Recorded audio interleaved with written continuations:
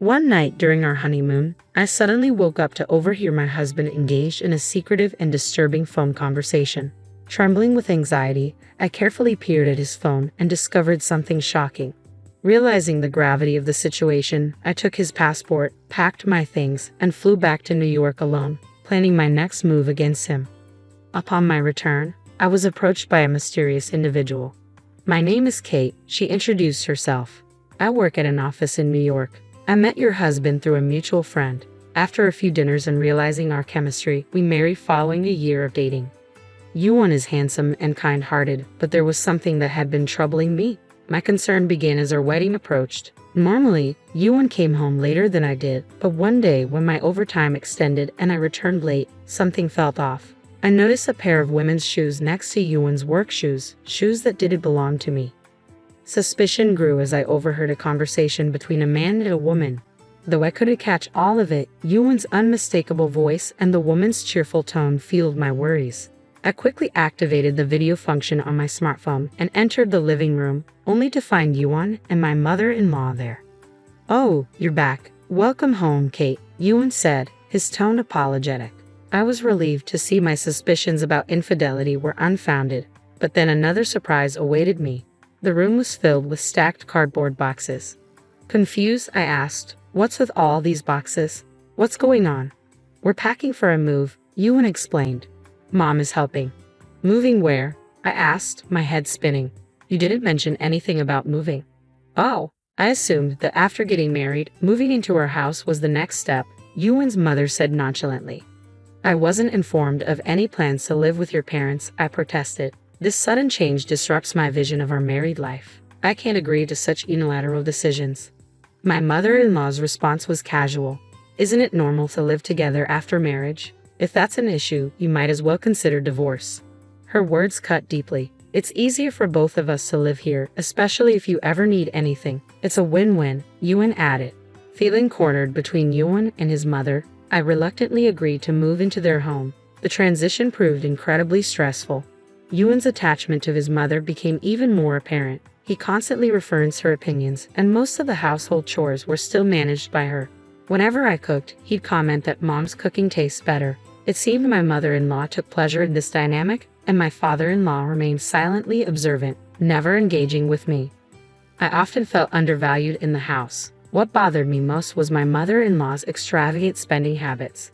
The situation was more challenging than I had anticipated, and the strains on our marriage began to show. I soon realized that my mother-in-law had a penchant for luxury brand items, buying them eagerly whenever a new release caught her eye. Each time a new product was announced, she would ask me, "I want this, but I'm short on money. Can you lend me some?" Although I thought to myself that if she didn't have the money, she shouldn't buy it, I couldn't object since she handled all the housework. As a result, the savings I had accumulated since my student days were dwindling. When I brought this up to my husband, he simply said, "We're allowed to live here, so don't complain." While I didn't actively choose to live in this house, there was a reason I stayed. Deep down, I knew my husband genuinely respected me. On our days off, he always made an effort to spend quality time with me and had even planned our honeymoon in advance. Despite the difficulties of living with his family, his love kept me going. Finally, our much-anticipated honeymoon arrived. We were heading to Italy, a destination I had always dreamed of visiting for its authentic cuisine. My husband had made this dream a reality, and the excitement of traveling abroad with the person I loved most made my heart race. However, our eagerly awaited adventure took a drastic turn one night. Late into the evening, I woke up to use the bathroom and noticed that my husband was not beside me. Assuming he might be up for the same reason, I left the bedroom and overheard him on the phone. Who could he be calling at this hour? As I listened closely, a chilling statement reached my ears. "By this time tomorrow, Kate will be long gone to the afterlife. Don't worry, Mom. I won't mess up.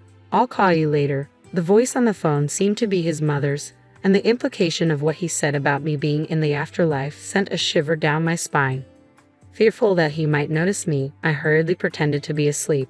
When my husband returned to bed and soon fell into a deep sleep, I quietly took his smartphone and went to the bathroom. His phone wasn't locked, making it easy for me to access. Although I knew snooping was wrong in this potentially life-threatening situation, I felt it was necessary. I couldn't resist the urge to investigate further. I opened his messaging app and read through his conversation with his mother.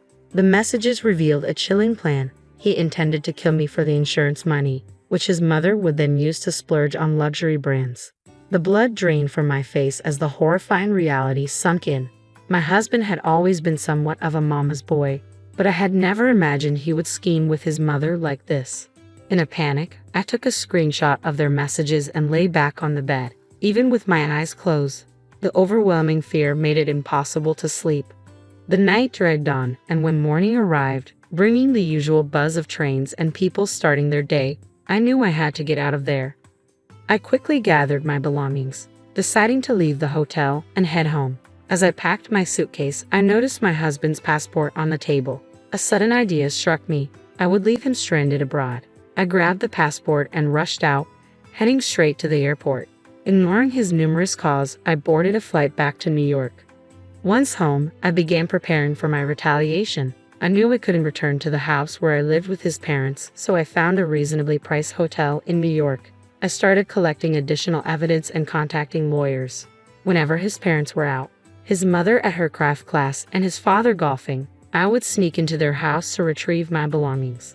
My husband's relentless attempts to contact me went unanswered as I ignored them completely. One day, while packing my things at his parents' house, I thought I had a couple of hours before they would return. Suddenly, I heard a voice behind me. "Kate, is that you?" I jumped, startled to find my father-in-law standing there. He wasn't supposed to be back so early. Our honeymoon was supposed to last until today. My presence there was unexpected, and I struggled to come up with an explanation. Should I tell him the truth about why I returned to New York? But what if he was involved in the plan with my husband? As I was on the verge of panicking, my father-in-law suggested, "How about we go somewhere else to talk, like a nearby cafe?" To my surprise, he made this offer, likely because his wife would be returning soon. I agreed, and we headed to the cafe. "Why are you here in the middle of your honeymoon? Is Ewan back?" he asked once we were seated. I hesitated, unsure whether he was involved in their scheme. If he was, revealing my plan for revenge would be futile. "Didn't your wife mention anything to you?" I asked cautiously. After a moment of thought, he replied, "She hasn't said a word to me." His expression suggested genuine confusion. Relieved, I decided to explain everything. "Do you know about this plan?" I handed him the printed messages between my husband and his mother. His eyes widened as he read them. "I've seen them talking together a few times, but I had no idea they were plotting something like this," he admitted. It was clear he was genuinely unaware of their scheme. I told him how I had overheard my husband's conversation with his mother in Italy, which led me to discover their plan. The shock drove me to return to New York alone. "I see. I'm deeply sorry that my wife was involved in something like this," he said. "There's no need to apologize, father-in-law. It's not your fault," I reassured him. "As for the future, I'm truly sorry, but I'm considering ending my marriage with Ewan." "That's your decision, Kate. I want you to make the choice that's right for you." "I'm at a loss for words about all this," he said. Afterwards, my father-in-law continued to apologize. Up until now, I had only sensed a distant atmosphere from him and worried that he might not think well of me. But seeing his genuine concern and sincerity, I began to believe this was his true nature. I couldn't reconcile how someone as kind-hearted as my father-in-law could have such a problematic wife and son. As I pondered this, he shared an incident with me. "Kate, did my wife ask you for money to buy luxury brand items?" he asked. "Yes, she did," I admitted. "It might be partly my fault." "How so?" he asked. "When we were newlyweds, I gave her an expensive designer bag for her birthday. Since then, she seemed obsessed with branded goods. I wish she'd choose items more appropriate for her age," he explained. "I hadn't realized she even borrowed money to buy them. I got really angry with her for that, and I thought she had understood. I never imagined she would try to get money from you. I must have underestimated her." He bowed his head in apology. I had never understood my mother-in-law's obsession with branded items. But even if that was a factor, I couldn't forgive her actions. "It's not your fault, father-in-law," I said. "She continued her behavior even after you warned her. It's her own issue." "That's comforting to hear," he replied. "By the way, where's Ewan? Didn't he come back with you?" I hesitated. How would he react if he knew his son was stranded abroad? I had to be honest now. "The truth is, I took Ewan's passport with me, so he might not be able to return for a while," I confessed. I know it was a drastic move, but it was the only way to ensure no one interfered with my preparations. My father-in-law looked shocked at first, but then he chuckled.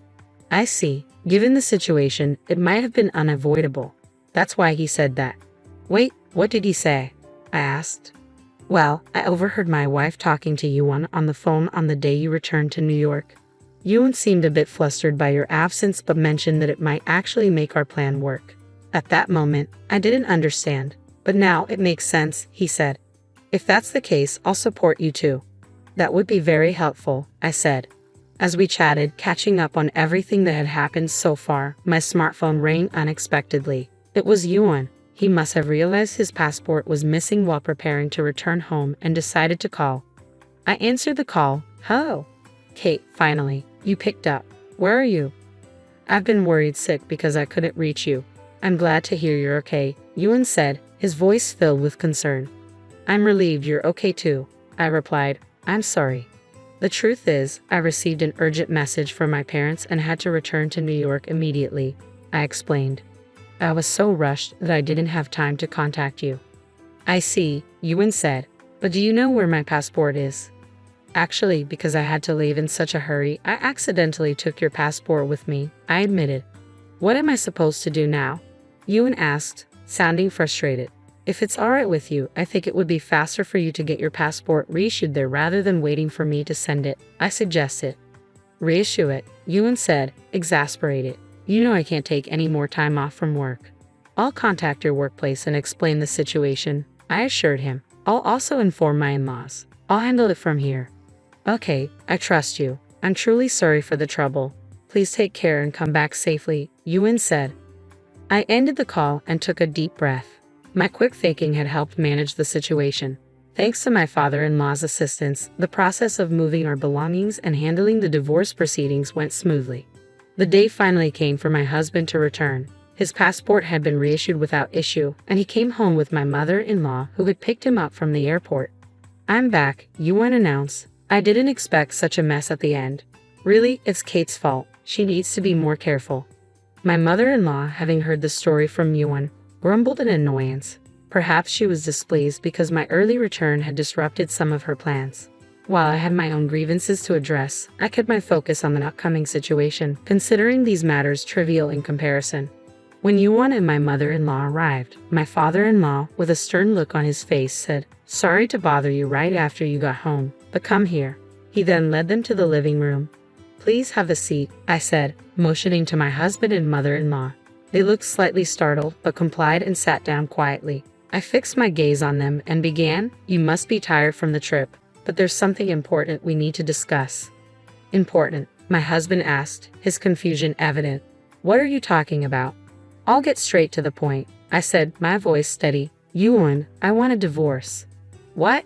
A divorce? Yuan blinked rapidly, clearly taken aback. Kate, what are you talking about? You left our son in Italy, and now you want a divorce just as you're back? This is incomprehensible and thoughtless. Thoughtless? I retorted. Isn't that what you two are being? What did you say? My mother-in-law exclaimed, her eyes widening in shock. Do you really have no awareness? What is this supposed to mean? Can you please explain? I handed her a printout of a messaging app screen. This is a conversation between you and my husband, discussing your outrageous plans. What's this? Anyone could fake something like this, she scoffed. Plans and evidence don't mean anything if they're made up. If this alone isn't enough, I said, placing a voice recorder on the table. How about this? I pressed play, and the recorded conversation began. The recording clearly captured my husband and mother-in-law discussing how their plans were thwarted by my unexpected return to New York and their subsequent disappointment. I managed to record this thanks to my father-in-law, I explained. My mother-in-law is hard of hearing and always uses speaker mode, making her calls loud and clear. My father-in-law took the initiative to record their conversation. This should be hard to argue against, don't you think? Wait a minute, Yuan said, his voice tense. Kate, it's not like that. Please just wait. I just acted out of necessity for my mother, Yuan said, his voice earnest. I never really wanted any of this. But she said she needed money for luxury items, and I couldn't bear to see her sad. Now I realize I don't want a divorce.